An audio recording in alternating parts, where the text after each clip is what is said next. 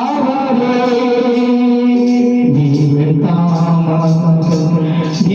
தேவனாயிருந்து கண்ணீர் யாவையும் துடைக்கிறாரே. தேவனாயிருந்து கண்ணீர் யாவையும் துடைக்கிறாரே. மனுஷர் மத்தியில் தேவன் வாசம் செய்கிறாரே. மனுஷர் மத்தியில் தேவன் வாசம் செய்கிறாரே. மகிமை நிறை பூரணமே மகபரிசுத்த சலமதுவே. மகிமை நிறை பூரணமே மகபரிசுத்த சலமதுவே. இன்றும் துதியும் அதன் வாசல் உள்ள இன்றும் துதியுடனே அதன் வாசல் உள்ள எங்கள் பாதங்கள் தீரவே. மனுஷர் மத்தியில் தேவாதி தேவனே வாசம் செய்கிறாரே. மனுஷர் மத்தியில் தேவாதி தேவனே வாசம் செய்கிறாரே. மனுஷர் மத்தியில் தேவாதி தேவனே வாசம் செய்கிறாரே. அல்லேலூயா. மனுஷரின் மத்தியிலே தேவன் வாசம் செய்கிறார். மனிதரின் மத்தியிலே நீங்களே என்னுடைய ஆளு, நான் உங்களில் வாசம் பண்ணுகிறேன் என்று சொன்னார். கல்லினால் கட்டப்பட்ட ஆலயத்தில் ஆளு வாசம் தேவ ஆலயத்தை வாசம் கத்திற்கு அல்லேலூயா. கத்திற்கு சூத்திரம். தேவனுக்கு மகிமை உண்டாவதாக. 2 தீமோத்தேயு புத்தகம் 3ஆம் அதிகாரம் 12ஆம் வசனத்தில் வாசிப்போம். 2 தீமோத்தேயு புத்தகம் 3ஆம் அதிகாரம் 12ஆம் வசனம் வாசிங்க. 2 தீமோத்தேயு புத்தகம் 3ஆம் அதிகாரம் 12ஆம் வசனம். அன்றியும் கிறிஸ்து இயேசுவுக்குள் தேவ பக்தியாய் நடக்க மனதாய் இருக்கிற யாவரும் துன்பப்படுவார்கள். அல்லேலூயா. வாசி வாசி. அன்றியும் கிறிஸ்து இயேசுவுக்குள் தேவ பக்தியாய் நடக்க மனதா இருக்கிற என்ன செய்வாங்க? யாவரும் என்ன செய்வாங்களா? துன்பப்படுவார்கள். தேவனுக்கு மகிமை உண்டாவதாக. கிறிஸ்து இயேசுவுக்குள் தேவ பக்தியா எல்லாருக்கும் துன்பங்கள் வருவதில்லை. எல்லாருக்கும் துன்பங்கள் வருவதில்லை. யாரு துன்பப்படுவாங்களா? யார் துன்பப்படுவாங்க? கத்திற்கு சூத்திரம். தேவ பக்தியால் நடக்க மனதாய் இருக்கிற மனது. தேவ பக்தியா நடக்க தூரம் மனசு வேணும். சிலர் சொல்லுவாங்க தான தர்மம் பண்ணா கூட ஏதாவது கேட்டாலும் கொடுக்க மாட்டாங்க. ஒரு கொடுக்கறது கூட ஒரு மனசு இருக்கணும். நல்ல மனசு இருந்தால் தான் கொடுப்பாங்க. மனசு, அந்த மனதில தேவ பக்தியாய் நடக்கணும்ன்ற ஒரு எண்ணம் மனது இருக்கணும். நம்ம தேவ பக்தியா நடக்கணும், தேவ பக்தியா வாழணும், பக்தி வேஷம் போடக்கூடாது, மாயமரமா ஜீவிக்க கூடாது, வாழ்ந்தா ஆண்டவருக்காக பக்தி வைராக்கியமா வாழணும், கர்த்தருக்காக வாழணும், தேவ பக்தியாய் வாழணும் என்றதான ஒரு அசாத்தியமான ஒரு வைராக்கியம் இருக்கணும். அந்த வசனத்தை பார்க்கிறோம். வாசிங்க. எடுக்கவே இல்லை. 2 தீமோத்தேயு புத்தகம் 3ஆம் அதிகாரம் 12ஆம் வசனத்துல கிறிஸ்து இயேசுவுக்குள் எப்படியோ அந்த வசனத்தை பார்க்கணும். கிறிஸ்து இயேசுவுக்குள் முதலாவது இயேசுக்குள்ள இருக்கணும். இயேசு விட்டு விலகி இருக்கக்கூடாது. இயேசுவை விட்டு விலகினவர்கள், தேவனை ஆராதிக்காதவர்கள், தேவனை தேடாதவர்கள், அவர்களுக்கு பிரச்சனையே கிடையாது. வேதத்தில் நாம் பார்க்கிறோம், ஒருவன் கிறிஸ்துக்குள் இருந்தால் புது சிருஷ்டியா இருக்கிறான். பழையவைகளெல்லாம் ஒளிந்து போயின. அல்லேலூயா. தேவனுக்கு மகிமை உண்டாவதாக. கிறிஸ்துவுக்குள் இருக்க வேண்டும் முதலாவது. அதனால தான் தீமோத்தேயுவில 3ஆம் அதிகாரம் 12ஆம் வசனத்துல தெளிவாக சொல்லப்படுகிறது. அன்றியும் கிறிஸ்து இயேசுவுக்குள் போதும். அன்றியும் கிறிஸ்து இயேசுவுக்குள், கிறிஸ்து இயேசுவுக்குள் முதலாவது வாழணும். கிறிஸ்துவுக்குள் வாழணும். குடும்பமும் நானும் என் வீட்டார் என்றால் கர்த்தரையே சேவிப்போம். வீட்டாரும் கணவன் மனைவி பிள்ளைகள் உறவுகள் யாவரும் யாராய் இருந்தாலும் முதலாவது கிறிஸ்துவுக்குள் காணப்படணும். கிறிஸ்துவை விட்டு வெளியே இருக்கக்கூடாது. கிறிஸ்துவுக்குள் இருக்கணும். கிறிஸ்துவோடு வாழணும். இயேசுவுக்காக வாழணும். எந்த சூழ்நிலையிலும் ஆண்டவரை விட்டு விலகக்கூடாது. எப்படிப்பட்ட சூழ்நிலைகள் கஷ்டங்கள் வந்தாலும், எப்படிப்பட்ட நிலைமைகள் வந்தாலும், எந்த நிலைமைகளிலும் இயேசுவை விட்டு விலகிற வாழ்க்கை இருக்கக்கூடாது. ஆண்டவருக்காக வாழணும். ஆண்டவருக்காக நிற்கணும். யோபுக்கு வந்த சோதனையில அவன் ஆண்டவரை விட்டு விலகவில்லை. மனைவி விலகிட்டான். மனைவி நன்மைகளை பெறும் பொழுது எல்லாம் சொகுசா ஆண்டவர் ஆசீர்வாதமாய் நல்ல நிலைமையில வைத்திருக்கும் பொழுது ஆண்டவரை நல்லா தேடி இருப்பாங்க. ஆண்டவருக்குள்ள இருந்திருப்பாங்க. ஜெபிச்சிருப்பாங்க. பக்தி வைராக்கியத்தோடு கூட இருந்திருப்பார்கள். தேவனுக்கு மகிமை உண்டாவதாக. ஒரு பக்தி உள்ளவராய் இருந்திருப்பாங்க. ஆனா பிசாசு சோதிக்கும் பொழுது, கஷ்டங்கள் வரும் பொழுது, பிரச்சனைகள் வரும் பொழுது, போராட்டங்கள் வரும் பொழுது, கண்ணீரின் பாதைகள் வரும் பொழுது, துக்கங்கள் வரும் பொழுது, வேதனைகள் வரும் பொழுது, போராட்டங்களும் பலவிதமான நெருக்கங்கள் வரும் பொழுது கிறிஸ்துக்குள் இல்லாமல் கிறிஸ்துவை விட்டு வெளியே போவது. இப்போ வீட்டை விட்டு வெளியே இருந்தா வீட்டில் இருக்கிற நன்மைகளை அனுபவிக்க முடியுமா? வீட்டில் ஏசி இருக்கு, நல்லா ஃபேன் இருக்குது, நல்லா வசதியா இருக்குது, எல்லாமே இருந்தாலும் வீட்டை விட்டு வெளியே இருந்தா அதை அனுபவிக்க முடியாது. நல்ல பிரியாணி சமைச்சு வச்சிருந்தா கூட 2 தீமோத்தேயு 3ஆம் அதிகாரம் 12ஆம் வசனம். ஆகையினால கிறிஸ்து இயேசுக்குள்ள இருக்கணும். ஒரு உலக பிரகாரமா வீட்டுக்குள்ளே இருந்தாதான், ஒரு அரண்மனைக்குள்ள இருந்தாதான் ராஜா எல்லாத்தையும் அனுபவிக்க முடியும். ஒரு வேலைக்குள்ள போனாதான் அந்த வேலைகளை செய்ய முடியும். அதுபோல அங்க உள்ள இருக்கணும், வெளியே இருக்கக்கூடாது. தேவனை விட்டு வெளியே விலகி இருக்கக்கூடாது. ஆண்டவருடைய அன்பை விட்டு விலகி இருக்கக்கூடாது. அவருடைய அரவணைப்பை விட்டு விலகி இருக்கக்கூடாது. அவருடைய பாதுகாப்பை விட்டு விலகி இருக்கக்கூடாது. கிறிஸ்துக்குள் இருக்க வேண்டும். ஒருவன் கிறிஸ்துக்குள் இருந்தால் புது சிருஷ்டியா இருக்கிறான். கிறிஸ்துக்குள் இருக்கும் போது நீ புதுசா இருப்ப. உனக்குள்ள மாற்றங்கள் இருக்கும். உன் மன அழுத்தங்கள் உன்னை விட்டு விலகி இருக்கும். உன் துக்கம் சந்தோஷமாய் மாறி இருக்கும். உனக்கு சமாதானம் இருக்கும். மன நிம்மதி இருக்கும். மன அழுத்தத்திலிருந்து ஆண்டவராகிய இயேசு கிறிஸ்து உன்னை விடுதலையாக்கி இருப்பார். அப்படி கிறிஸ்துக்குள் இருக்க வேண்டும். கிறிஸ்துவை விட்டு விலகி இருப்பாய் என்றால் பிசாசு உனக்குள்ள வந்து விடுவான். எப்ப காத்துக்கிட்டே இருப்பான். எப்போ இவன் ஆண்டவரை விட்டு விலகி வருவான், எப்போ நம்ம ஆளா மாறுவான், எப்போ அவன் ஆண்டவருடைய சமூகத்தை விட்டு வெளியே வருவான். வேதத்தில் பார்க்கிறோம், உங்க சமூகத்தை விட்டு என்னை தள்ளாமலும் பரிசுத்தாவின் அபிஷேகத்தை என்னை விட்டு எடுத்துக்கொள்ளாமலும் இரும். உங்களுடைய சமூகத்தை விட்டு என்னை தள்ளாமலும், ஆண்டவர் தள்ளுற நிலைமையில வந்துடக்கூடாது. சிலர் போன்னு தள்ளி விடுவாங்களே, அதை போல தள்ளாமலும். ஆண்டவர் தள்ளுகிற நிலைமை இல்லை. கிறிஸ்துக்குள் இருக்கிற அனுபவம் ரொம்ப மேன்மையான அனுபவம். எந்த நிலைமையிலும் உனக்கு வேலையே, நீ ஞாயிற்றுக்கிழமை வேலைக்கு வந்தாதான் உனக்கு வேலை தரணும், அந்த வேலையை தேவையில்லை. ஞாயிற்றுக்கிழமை தான் திருமணம் காரியங்கள் வைத்திருந்தா அந்த திருமண காரியங்கள் தேவையில்லை. பஞ்சர் வச்சிருந்தா மூக்கு குத்துறாங்களோ காது குத்துறாங்களோ அது தேவையில்லை. அப்படிப்பட்ட சொந்தமே நமக்கு தேவையில்லை. கிறிஸ்துவை விட்டு விலகிற போல ஒரு கோடிக்கணக்கான உனக்கு லட்சக்கணக்கான பணம் வச்சிருக்க, ஞாயிற்றுக்கிழமை காலையில் 10 மணிக்கு வந்து வாங்கிக்கணும், அது எனக்கு தேவையில்லை. எனக்கு ஆண்டவர் தான் முக்கியம். நான் ஆண்டவருக்காக தான் ஆதரிப்பேன். நான் ஆலயத்துக்குள்ள இருக்கணும், அப்படி அன்புக்குள்ள இருக்கணும். என்னை மீட்டவர், எனக்கு சமாதானத்தை தந்தவர், உலகம் கொடுக்க கூடாத சமாதானத்தை நான் உனக்கு கொடுத்திருக்கேன்னு சொல்றார்.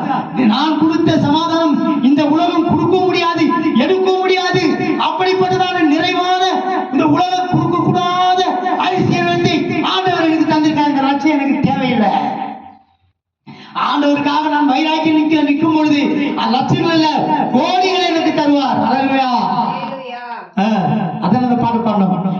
கோடி கோடி நன்றி சொன்னாலும் உமக்கு அது ஈடாகுமோ? கோடி கோடி கோடி கோடியா உமக்கு அது அவருக்கு ஈடாகாது. இயேசுக்குள் இருந்தால் இந்த கோடிகளோ லட்சங்களோ அவருக்கு ஈடாகாது. இயேசு விட்டு விலகி எந்த சூழ்நிலையிலும் வரமாட்டேன். அவருக்காக வாழ்வது. கிறிஸ்துக்குள் இருக்கிறது பாக்கியம். கிறிஸ்துவை விட்டு விலகிறது வேதனை. நீ கிறிஸ்துவை விட்டு விட்டால், இயேசுவை விட்டு விட்டால் நான் உன்னை விட்டு, நீ என்னை விட்டு விட்டால் நான் உங்களை விட்டு விடுவேன் என்று வேதம் சொல்கிறது. இயேசுவை விட்டு வாழ முடியாது. இயேசு இல்லாமல் வாழ்க்கையை நினைத்து பார்க்கவே முடியாது. இயேசு தான் நமக்கு வாழ்க்கை. இயேசு தான் நமக்கு எல்லாம். அவர் தான் நமக்கு எல்லாம். கிறிஸ்து தான் நமக்கு எல்லாம். அவர் எல்லாவற்றுக்கும் எல்லாமா இருக்கிறார். அவர் சமாதானத்தின் தேவனா இருக்கிறார். மன அமைதி தரக்கூடிய தேவனா இருக்கிறார். உன் துக்கம் சந்தோஷமாய் மாறும் என்ற துக்கத்தை சந்தோஷமாய் மாற்றக்கூடிய தேவனா இருக்கிறார். இளைப்பாறுதலை தரக்கூடிய தேவனா இருக்கிறார். மெய்யான ஆறுதலை தரக்கூடிய தேவனா இருக்கிறார். நம்மளை விசாரிக்கிற தேவனா இருக்கிறார். நம் கவலைகள் மாறும். கவலைகள் தீர்ப்பா, கண்ணி துடைப்பா, கைவிடா இருப்பா. கூட சேர்ந்து பாட பாடலாம். ஒன்னும் பாட தேடுவோம். கவலைகள் தீர்ப்பா, கண்ணீர் துடைப்பா, இவரை கைவிடா இருப்பா, கடைசி வரை கைவிடா இருப்பார். கவலைகள் தீர்ப்பார், கண்ணீர் துடைப்பா. நீ கிறிஸ்துக்குள் இருந்தா கடைசி வரைக்கும் உன்னை நடத்துவா. தேவன் மகிமைப்படுவார். இப்போ வாசிப்பா. தேவ பக்தியா இருக்க வாசிங்க வசந்த. அன்றியும் கிறிஸ்து இயேசுக்குள் வாழ்கிற நீ தேவ பக்தியா, தேவ கிறிஸ்து இயேசுக்குள் இருந்து ஆண்டவருக்காக நான் வாழ்வேன். எந்த சூழலிலும் தேவ பக்தியாய் நான் வாழ்வேன். பக்தி வைராக்கியமாய் நீ வாழ்வேன் என்று முடிவெடுத்து ஆண்டவருக்காக நீ பக்தியாய் இருக்கும் பொழுது, பக்தி நான தேவ பக்தி நான எப்போதும் ஜெபிக்கிறது. சோத்திரம் சோத்திரம் சோத்திரம். ஒரு ஆந்திரால ஒரு கன்வென்ஷன் கூட்டத்துக்காக போயிருந்தேன். ஒரு விசுவாசி தான். அவங்க எப்போதும் ஜெபிச்சுட்டே இருக்கிறாங்க. குடிக்கிற நேரத்துக்கு குளிச்சுட்டு உடனே போய் ஜெபிக்கிறாங்க. ஜெபிச்சுட்டே இருக்கிறாங்க. எப்போதும் வேத வாசிப்பு, எப்போதும் ஜபம், எப்போதும் தியானம். ஆண்டவரே நினைச்சிட்டு இருக்குது. ஆண்டவருக்காகவே வாழ்வது, இயேசுவே என்று அவருக்காக வாழ்வது, அவர் செய்த நன்மைகளை நினைத்து நன்றி செலுத்துவது, பாடுவது, துதிப்பது, ஆராதிப்பது, இதெல்லாம் தேவ பக்தி. வேஷம் போடக்கூடாது. தேவ பக்தியின் வேஷத்தை தரித்துக் கொண்டு அதன் பலனை மறுதளிக்கிறார்கள். தேவ பக்தியின் வேஷம் என்ன? ஜெபிக்கிறா போல காட்டுறது, வாயை திறக்கவும் மாட்டாங்க, சோத்திரம் பண்றா போலியே இருக்கும், பாடுறா போலியே இருக்கா, ஆனால் பாட மாட்டாங்க, கை தட்ட மாட்டாங்க, ஆலயத்துக்கு நேரத்தோட வர மாட்டாங்க, நேரம் முடிகிற நேரத்தில் ஆமன் போடுற நேரத்தில் வருது. பக்தி இல்லாதவங்களுடைய சாயலை நம்ம பார்க்கலாம். பாட மாட்டாங்க, பைபிள் வாசிக்க மாட்டாங்க, குடும்ப ஜபம் இருக்காது, வீட்டு ஜபம் இருக்காது. வீட்டில் எப்போதும் டிவியில் வேற காட்சிகள்லாம் ஓடிட்டு இருக்கோம். சினிமா காட்சிகள், உலக காரியங்கள்லாம் ஓடும். ஆனால் கிறிஸ்தவர்கள், பக்தி உள்ள பேர் கிறிஸ்தவன் சொல்லுவோம். நிறைய கிறிஸ்தவன் இருக்கா. தேவ பக்தி பேசணும் என்ன? பண்டிகை கிறிஸ்தவன். கிறிஸ்துமஸ் அன்னைக்கு பார்த்தாக்கா சபை நிரம்பி வழியும். நியூ இயர் இன்னைக்கு பார்த்தாக்கா சபை நிரம்பி வழியும். மற்ற நேரத்தில் ஆராதனைக்கே வர மாட்டாங்க. பழைய குருடி கதவை திரடின்னு ஒரு பழைமொழி இருக்கு. இதுதான் தேவ பக்தியின் வேஷம். தேவ பக்தியின் வேஷம் பேர் கிறிஸ்தவர்கள். ஏதோ கடமைக்காக தேவனை தேடுறது, தேவைக்காக தேடுறது, பணத்துக்காக, பொருளுக்காக, உலக ஆதாயத்துக்காக, இதுக்காக தேடுறது, இதெல்லாம் தேவ பக்தியின் வேஷம். ஆனா இவர்களுக்கு எந்த பிரச்சனையும் இருக்காது. நல்லா இருக்கும். அவங்க உலகத்துல பார்த்தா நல்லா இருக்கா போல இருக்கும், ஆனா நரகத்துல இருக்குது அவனுக்கு வேதனை. ஆனா தேவ பக்தியா நடக்கிறவனுக்கு பலவிதமான பிரச்சனைகள் இருக்கும்.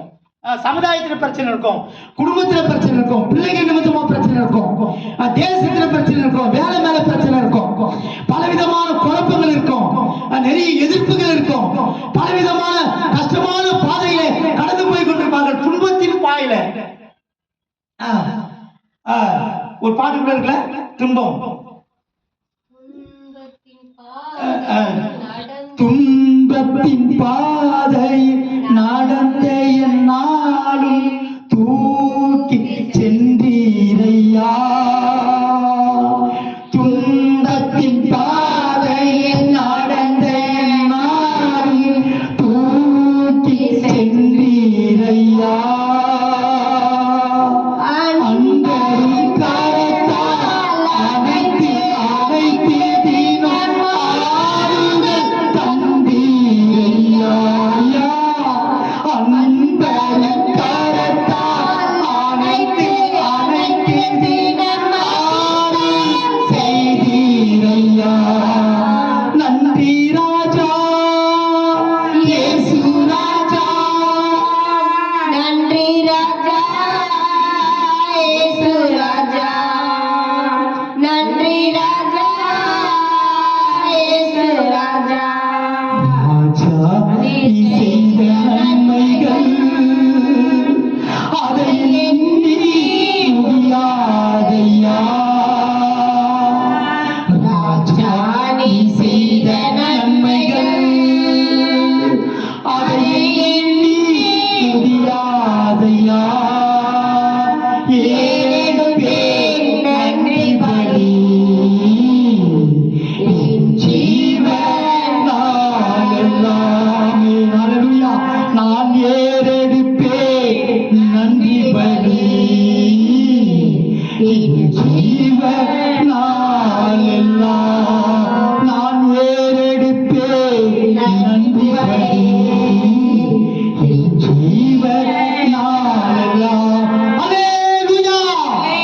துன்பத்தின் பாதையில் நடந்த அந்நாளில் தூக்கி சென்றாராம். நீ துன்பத்தின் பாதையில நடந்து போவது அவருக்கு தெரியும். நீ என்ன பாதையில கடந்து போகிற? நீ நெருக்கத்தின் பாதையில கடந்து போகிறியா? துன்பத்தின் பாதையில நீ கடந்து போகிறியா? வேதனையின் பாதையில நீ கடந்து போகிறியா? பலவிதமான கஷ்டமான பாதையில கடந்து போகிறியா? வறுமையின் பாதையில கடந்து போகிறியா? நிம்மதி இல்லாமல் நீ கடந்து போய் கொண்டிருக்கிறாயா?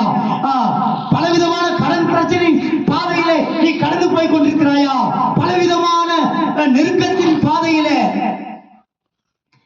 நெருக்கத்தின் பாதையில ஒரு பாட்டுல நெருக்கத்தின் பாதை என்னை வழி நடத்துற இயேசு என்னோடு இருப்பதால். நெருக்கத்தின் பாதையில, வேதனையின் பாதையில, மனவிதமான குழப்பத்தின் பாதையில, எப்படி வாழ்வதோடு தெரியாமல், வழி தெரியாமல், எந்த வழியில போவது, எப்படி வாழ்வது என்று வழி தெரியாமல், பலவிதமான மன அழுத்தத்தோட வாழ்ந்து கொண்டிருக்கிறதான பாதையில, துன்பத்தின் பாதையில, துன்பத்தின் பாதையில நடந்த அந்நாளில் தூக்கி சென்றீரையா. உன்னை தூக்கி செல்றார். அல்லேலூயா. என்ன அழகான பாட்டுல. துன்பத்தின் பாதையில நீ நடக்கிறது ஆண்டவருக்கு தெரியும். நீ படுற கஷ்டத்தை உன் உறவுகளுக்கு தெரியாது, சொந்த பந்தங்களுக்கு தெரியாது, உன்னால நன்மைகளை பெற்றவர்களுக்கு தெரியாது. உன்னை விட்டு விலகி போவாங்க. உன் நண்பர்கள் உன் கஷ்டத்துக்கு பங்கு பெற மாட்டாங்க, உனக்கு உதவி செய்ய வர மாட்டாங்க. உன்னை துன்பத்திலிருந்து, கஷ்டத்திலிருந்து, வேதனையிலிருந்து, மன அழுத்தத்திலிருந்து விடுதலையாக்க உதவி செய்ய உன்னை காப்பாற்ற யாருமே வர மாட்டான். உன்னை காப்பாற்றி ஒரே ஒருத்தர், அவர் ஒருத்தர் தான். அல்லேலூயா. அவர்தான் ஆண்டவராகிய இயேசு கிறிஸ்து. அல்லேலூயா. அல்லேலூயா. துன்பத்தின் பாதையில் நடந்த உன்னை தூக்கி செல்கிறார். உன்னை தூக்குறார், சுமக்கிறார், உன்னை அரவணைக்கிறார், உன்னை பாதுகாக்கிறார், உன்னை விடமாட்டார். நான் உன்னை விசாரிக்கிறபடியால் உன் கவலைகள் எல்லாம், உன் துன்பங்களை, கவலைகளை, வேதனைகளை நீ அவர் மேல வைத்திரு. அவர் பார்த்துக்குவாரு. உன் பிரச்சனை என்னன்னு அவருக்கு தெரியும். அவருக்கு தெரியாத காரியம் ஒண்ணுமே கிடையாது. நம்ம நிலைமைகள் எல்லாம் அவருக்கு தெரியும். அவர் உன்னை விசாரிக்கிறவர். உன்னை கைவிட மாட்டான். உன்னை கரம் பிடித்து நடத்துவார், உன்னை அரவணைத்து நடத்துவார், உன் கண்ணீரை துடைப்பார். உன் துன்பத்தில் வருகிற கண்ணீரை, நீ வேதனையில் விடுற கண்ணீரை, நீ மன அழுத்தத்தோட குடும்பத்துக்காக நீ விடுற கண்ணீரை, உன் கணவனுக்காக நீ விடுற கண்ணீரை, உன் பிள்ளைகளுக்காக நீ விடுற கண்ணீரை, உன் துன்பத்தை அவர் அறிந்திருக்கிறார். உன் கண்ணீர் யாவையும் தேவன் துடைப்பார். உன் கண்ணீரை துடைக்கிற இயேசு அவர் ஒருவரே. உன்னை காண்கிற தேவன். தேவனுக்கு மகிமையுண்டாவதாக. தேவ பக்தியா நடக்க மனதா இருக்கிற அந்த வாசிங்க. அன்றியோ கிறிஸ்து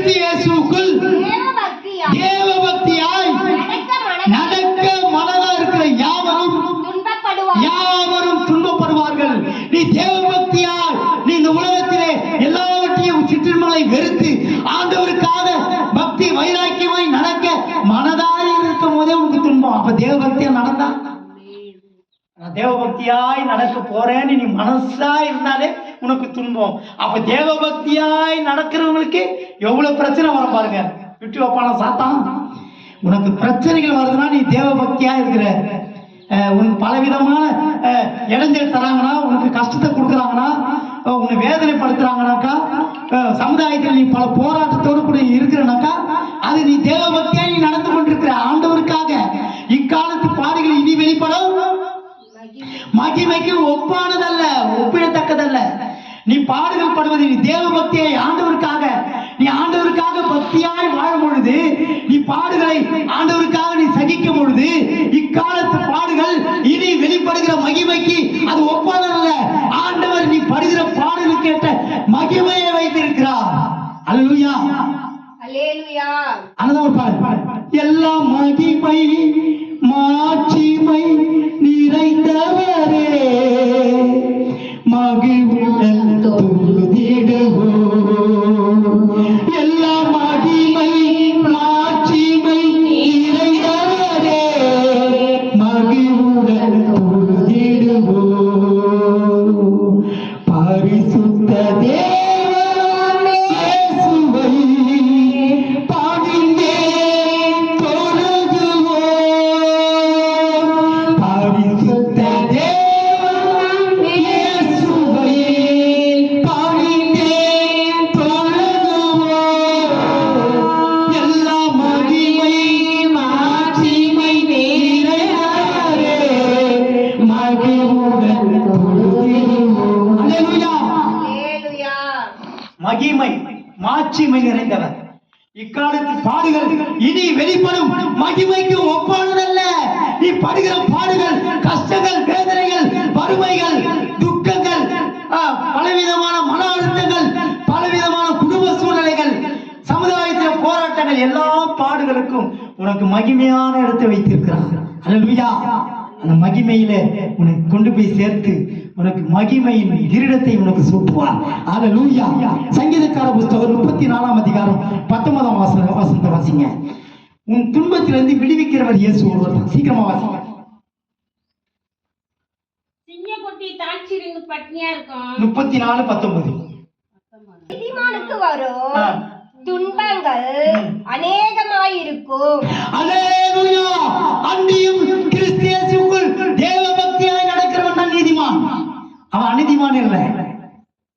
நீ நீதிமான்.